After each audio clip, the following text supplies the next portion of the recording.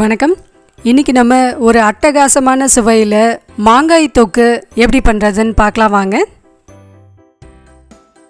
இந்த மாங்காய் தொக்கு சாதம், சப்பாத்தி, தோசை எல்லாத்துக்குமே ரொம்பவே நல்லா மேட்ச் ஆகும். வாங்க வீடியோக்குள்ளே போகலாம். இன்றைக்கி நான் ஒரு 3 மாங்காயை வச்சு தான் இந்த தொக்கு பண்ண போகிறேன். இப்போ இந்த மாங்காயை தோல் சீவிட்டும் நீங்கள் பண்ணலாம், அப்படி இல்லைன்னா தோலோடவையும் இது மாதிரி சின்ன சின்ன துண்டுகளாக கட் பண்ணிவிட்டு இப்போ இதை மிக்சியில் போட்டு ஸ்மூத்தாக அரைச்சி எடுத்துக்கலாம். இந்த மாங்காயோட டேஸ்ட்டு பார்த்திங்கன்னா ரொம்ப புளிப்பாகவும் இல்லாமல் ஸ்வீட்டாகவும் இல்லாமல் மிதமான ஸ்வீட்டு மிதமான புளிப்போடு இருக்குது. இந்த மாங்காயிலே நம்ம ஊறுகாய் பண்ணலாம். அடுத்து ஒரு 100 கிராம் காய்ந்த மிளகாயை மிக்சியிலே நல்லா பொடி பண்ணி எடுத்துக்கலாம். அடுத்து நம்ம ஊறுகாய்க்கு தேவையான உப்பை நம்ம மிக்சியில் பொடி பண்ணி எடுத்துக்கலாம்.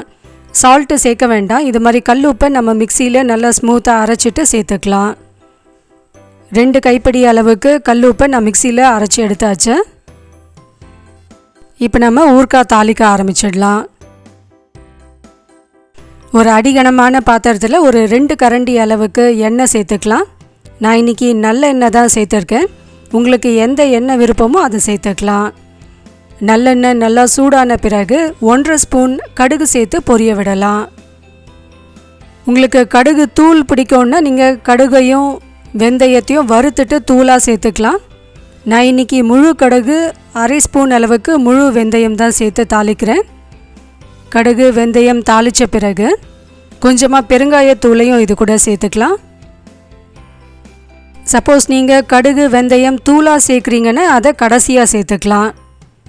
இப்போது கடுகுலாம் நல்லா பொரிஞ்ச பிறகு நம்ம அரைச்சி வச்சுருக்க இந்த மாங்காவை இது கூட சேர்த்து கலந்து விட்டுடலாம்.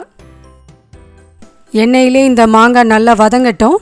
மிதமான தீயிலே வச்சு ஒரு 2-3 நிமிஷத்துக்கு மாங்காவை நல்லா வதங்க விடலாம். மூடி போட்டு அப்படியே விட்டுடலாம். அந்த ஆவியோட அந்த சூட்டிலே மாங்காய் நல்லா வெந்து பச்சை வாசனைலாம் போயிடும். ஆனால் அடுப்பை மிதமான தீயில் வச்சுக்கணும். இதில் நம்ம அரைச்சி வச்சுருக்க அந்த உப்பு தூள் சேர்த்துக்கலாம்.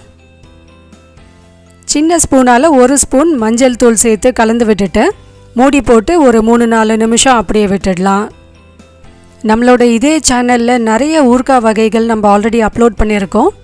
தக்காளி ஊறுகாய், உருளைக்கிழங்கு ஊறுகாய், லெமன் ஊறுகாய், நார்த்தங்காய் ஊறுகாய், பூண்டு ஊறுகாய், இது மாதிரி நிறைய ஊறுகாய் ரெசிபீஸ் இந்த சேனலில் இருக்குது. மறக்காமல் நம்ம வீடியோஸை பாருங்கள், உங்களுக்கு யூஸ்ஃபுல்லாக இருக்கும். இப்போ ஒரு 4-5 நிமிஷம் ஆயிடுச்சு. லேசாக இது மாதிரி நல்லா கிளறி விட்டுடலாம். ஏன்னா இதுவும் கூட அடி பிடிச்சிடும். அதனால் இதை அடிகனமான பாத்திரத்தில் தான் செய்யணும். கடைசியாக இதில் நம்ம அரைச்சி வச்சுருக்க இந்த மிளகாய் தூளை சேர்த்துக்கலாம். இந்த அளவு மாங்காய் விழுதுக்கு நம்ம அரைச்சிருக்க மிளகாய் தூள் சரியான அளவாக இருந்தது. உப்பு காரம்லாம் உங்களோட டேஸ்ட்டுக்கு ஏற்ற மாதிரி சேர்த்துக்கோங்க. ஆனால் இந்த தொக்கில் கொஞ்சம் உப்பு காரம் தூக்கலாக போட்டால் கரெக்டாக இருக்கும்.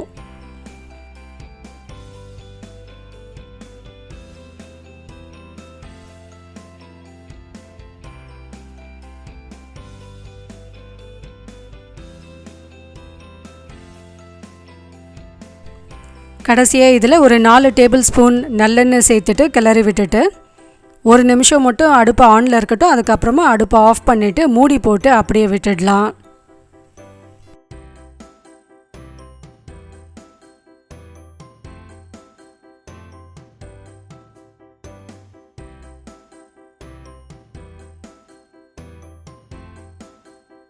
ரொம்பவே ருசியான நம்மளோட மாங்காய் தொக்கு ரெடி ஆயிடுச்சு.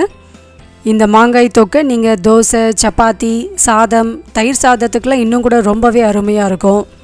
கண்டிப்பாக இந்த ரெசிபியை ட்ரை பண்ணி பார்த்துட்டு உங்களோட ஃபீட்பேக்கை நம்மளோட கமெண்ட் பாக்ஸில் ஷேர் பண்ணிக்கோங்க.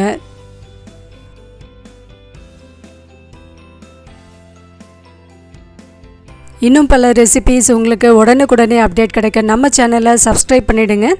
பக்கத்தில் இருக்க பெல் சிம்பிளில் ஆல் என்ற நோட்டிஃபிகேஷனையும் ப்ரெஸ் பண்ணிவிடுங்க. தேங்க்யூ.